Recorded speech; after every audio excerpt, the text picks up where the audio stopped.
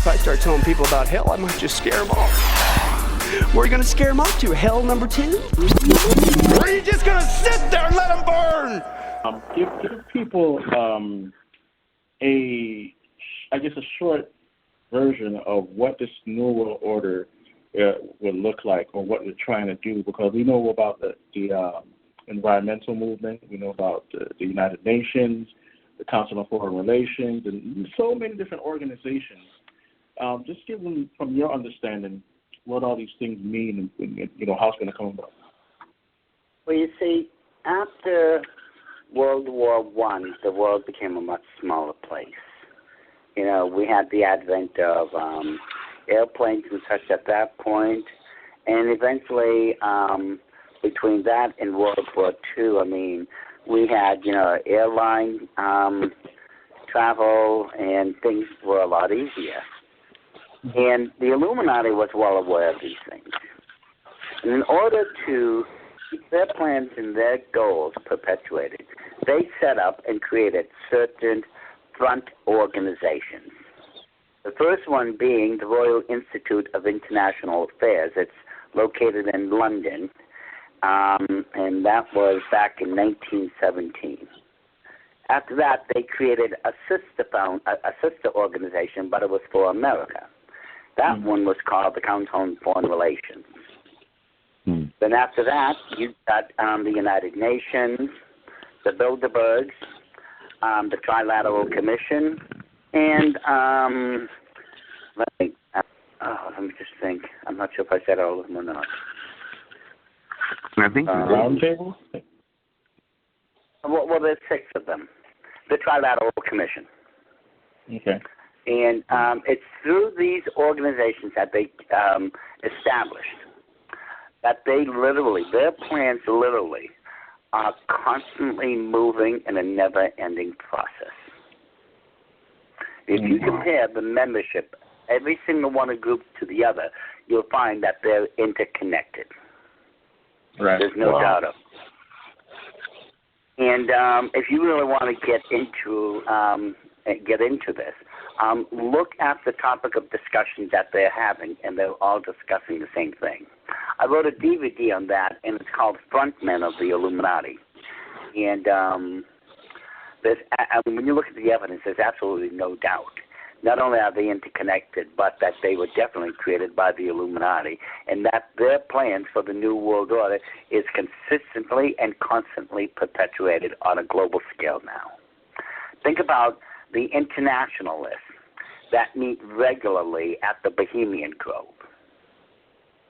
If this wasn't a global agenda, then you wouldn't have people from around the world attending this Illuminati summer camp for 2 and 3 weeks during the summer. Wow. Yeah. It's Trust me. The Illuminati week is normally around the summer solstice, correct? Oh, you mean when the Bohemian Grove meets? Yes. No. See, the summer solstice begins on June 21st. And sometimes they're there before that and sometimes after. And if there was any occult significance, it would be exactly on the date. Okay. Okay. Got you. Trust me, they're very, very precise. Okay. You heard it, people. You're hearing it. So you can't doubt that this is not reality. But keep going, Mr. Marquis. Okay, I'm losing you. It's a bit difficult to hear you again. That's Chris, right? Yes. Yes. Yeah, okay. It's either you that's a little too low or the volume button on your phone. Move closer to the mic. Okay, I was just saying that, people out there need to understand that this is real. We're hearing, things that you can get this from so many different places, but to hear from someone that was actually in it, it gives it more credibility. And, I just want you to continue on the path that you're on right now. What were we talking about? We're talking about how they're going to form the New World Order, what it would look like, how it would come about. Interesting thing is you can actually find most of what I'm about to say in the Bible. Mm-hmm. Remember, as I said before, that the whole premise behind creating a new world order is at the end goal is to hand it over to the Antichrist. Right. Let me explain it this way. From the Illuminati's perspective, now this is from their perspective now, okay? Mm-hmm. I'm not saying this is true, but I'm saying this is their perspective. They believe that in the beginning, Lucifer was equal to God in all things. However, as the millenniums rolled on, it was God who became jealous of Lucifer's equality and had him and his followers thrown out of heaven.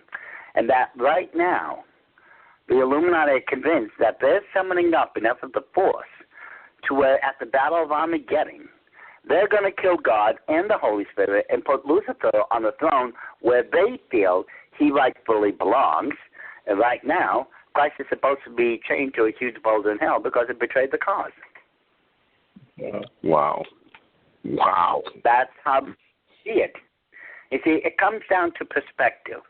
We know God is running everything as it should be. They feel they've been ripped off and Lucifer should be running everything. That's what it comes down to. It comes down to who's going to be the ruler, who's right.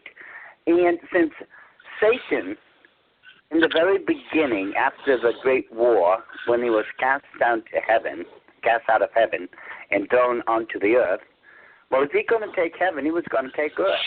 And that's why he had the fallen angels, a.k.a. the demons, mate with female human beings to create the hybrid race known as giants. He was going to create, he did create, I should say, the very first genetic experiment by mingling the DNA strands with a human being.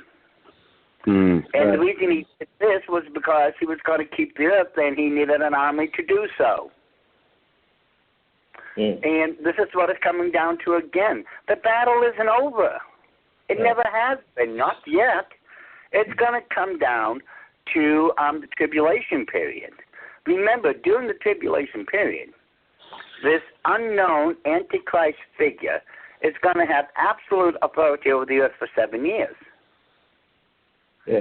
Now, after that, the battle is on again. It still is on, but it hasn't ended. But it will end at the Battle of Armageddon.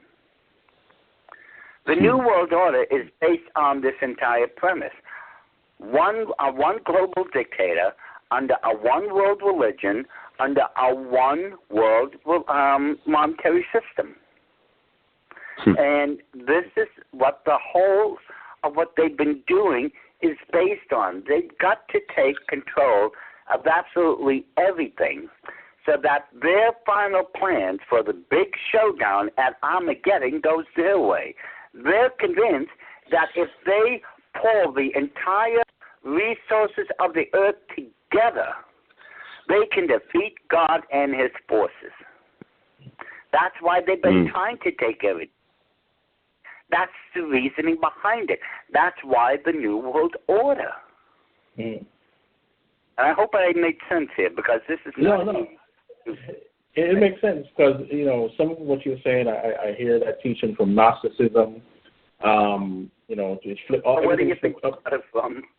Yeah. Everything's flipped upside down. We see that in society now. Everything's flipped upside down. We see it in our entertainment. Entertainment is flooded with Gnosticism.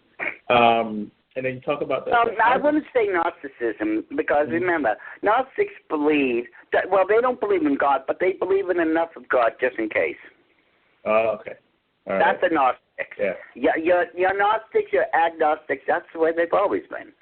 They don't acknowledge really that there's one big God and all this, but on the other hand, they also believe in enough of God just in case. If you like our videos, don't forget to hit the subscribe button and the notification bell to get all our frequent updates.